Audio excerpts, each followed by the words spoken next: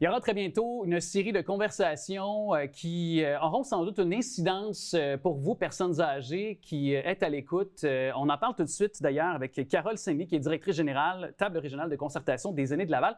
On pourra se tutoyer parce que quand même, c'est pas la première fois qu'on l'accueille ici à l'émission. Salut Carole. Bonjour Alexandre, merci. Merci d'être avec nous. On va statuer sur quelque chose d'emblée, là.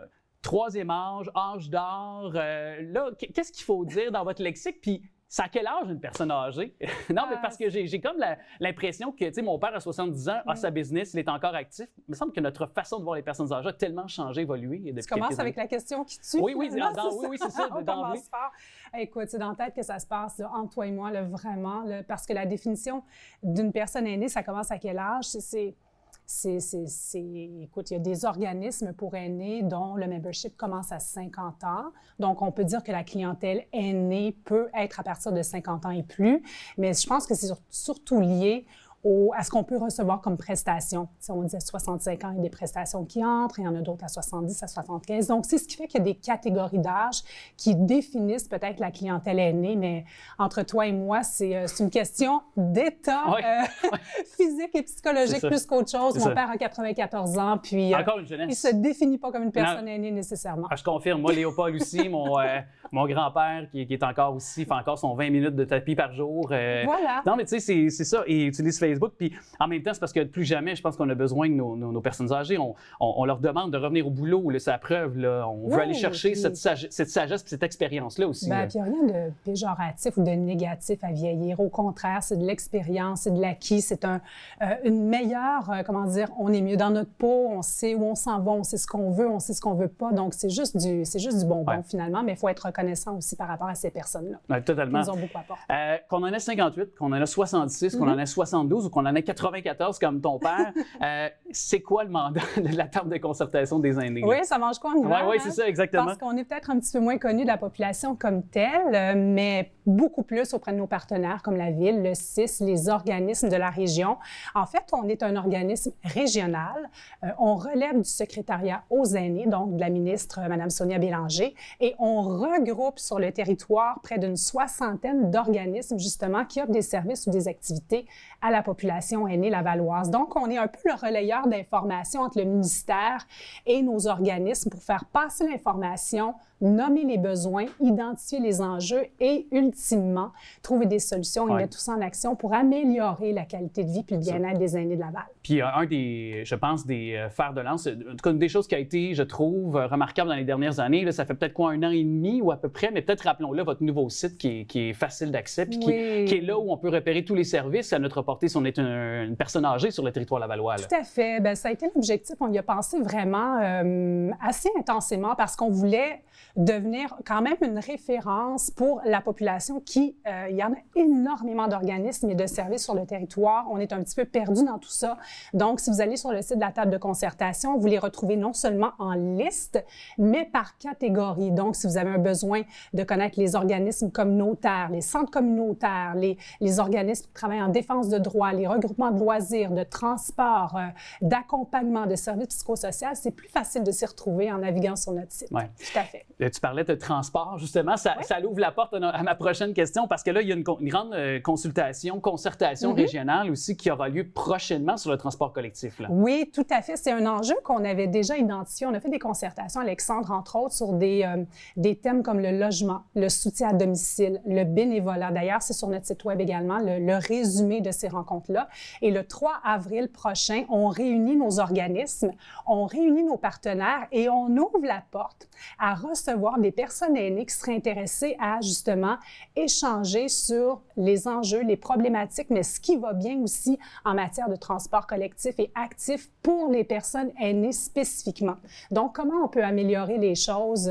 Qu'est-ce qui est plus difficile? Qu'est-ce qui pourrait être bonifié? Donc, on veut se regrouper pendant une journée, en discuter, puis trouver des solutions à ces enjeux-là. C'est ça. Donc, l'accessibilité, peut-être, est-ce que ça pourrait être aussi peut-être de développer d'autres points de chute, c'est-à-dire pour aller chercher les gens sur le terrain, tu sais, lorsqu'on est en transport collectif, par exemple, il y a peut-être des endroits qui sont moins bien desservis selon certains quartiers ou arrondissements. Est-ce que ça pourrait être ça, par exemple, qui pourrait être envisagé dans les discussions? Là? Bien, vois-tu, pour la première fois, on a fait un sondage terrain. On a mobilisé nos nos stagiaires de l'UQAM qu'on a la chance d'avoir jusqu'à la fin avril avec nous. Donc, pour aller rencontrer des personnes aînées et déjà tenter de voir qu'est-ce qui est problématique pour eux. Et évidemment, quand on parle de transport collectif, bon, Laval n'est pas desservi uniformément. Les extrémités, c'est plus problématique. Mais on se rend compte aussi que le transport pour des rendez-vous médicaux, c'est un défi pour les personnes aînées qui n'ont pas toutes leur voiture, même si la majorité l'ont. Même chose pour le transport de loisirs, pour avoir accès à des activités de loisirs, parce que briser l'isolement, c'est important. Donc, j'ai l'impression qu'on va en parler beaucoup le 3 avril prochain de ces sujets-là. C'est certain. Et donc, est-ce qu'il y a une façon pour un aîné, une personne qui serait des critères pour, je veux dire, être admissible à cette conversation-là? Il y a des places qui sont peut-être limitées aussi? Ou... Oui, les places sont limitées. Il faut avoir 50 ans et plus. Tu parlais d'âge tantôt, donc là, je reviens avec un âge, donc 50 ans et plus. Il manque une couple d'années. Ça va venir, t'inquiète. C'est la seule justice qui en ce moment, tout le monde vieillit. Oui.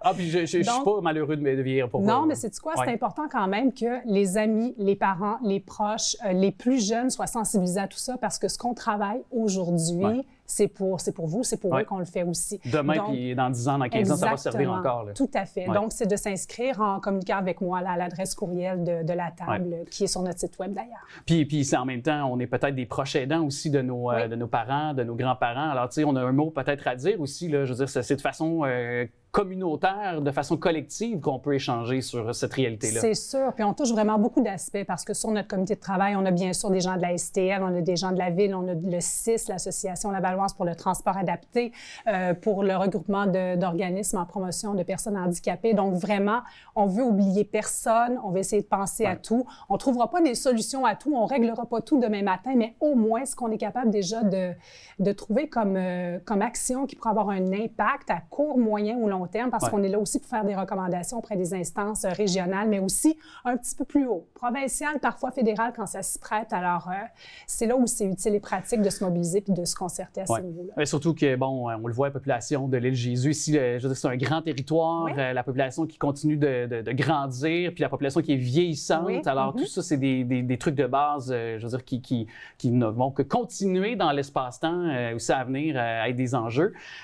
Puis j'ai envie de finir sur une note peut-être un petit peu plus humaine avec toi, Carole, parce que est-ce que nos personnes âgées vont mieux qu'il y a quelques années? Et quand je parle d'années, je parle de 2020-2021, quand on a beaucoup parlé de nos personnes âgées, mais de gens qui sont peut-être en détresse, qui sont seuls, qui sont isolés, qui ont vécu des choses peut-être négatives par rapport à la pandémie. Est-ce que là, plusieurs années plus tard, là, on semble, pour la plupart l'économie, même si, bon, c'est encore...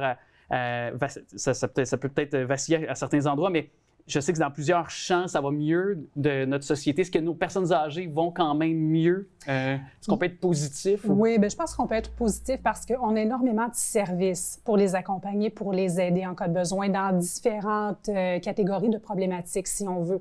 Par contre, évidemment, la pandémie a eu un impact majeur. Ça soulever et amener d'autres problématiques, l'isolement, des pertes cognitives et tout ça. Par contre, je dirais qu'il y a des choses qui s'améliorent et se sont intéressés davantage à la technologie. Ça fait qu'ils sont mieux informés.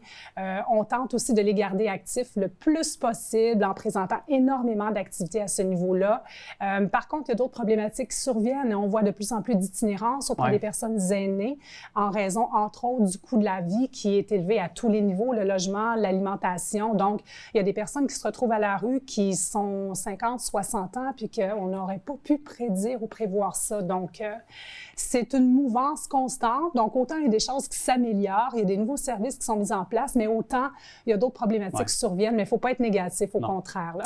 mais ça nous ramène quand même à l'esprit. C'est une réalité, puis il faut quand même continuer le combat, il faut quand même continuer à toujours prendre conscience que nos aînés, il faut en prendre soin, ne pas les infantiliser et certainement les valoriser dans notre communauté lavalloise. Oui, puis sensibiliser les jeunes aussi à créer des liens intergénérationnels, créer des ponts s'impliquer, être près d'eux, puis justement être avec eux dans le quotidien aussi dans la mesure du possible. Si bien dit. Alors, toutes les façons de pouvoir correspondre et de peut-être avoir de l'information sur cette concertation régionale sur le transport collectif, c'est au bas de l'écran. Madame Carole Saint-Denis, merci beaucoup d'être passée. Évidemment, je rappelle que vous êtes directrice de la table régionale de concertation là, des aînés de Laval. Merci à vous. Merci Alexandre, toujours un plaisir. Merci beaucoup. Oui, merci.